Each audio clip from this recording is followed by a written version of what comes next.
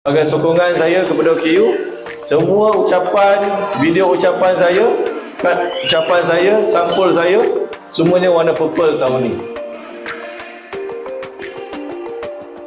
Untuk kita meraihkan 106 orang ya, anak-anak syurga ni lah.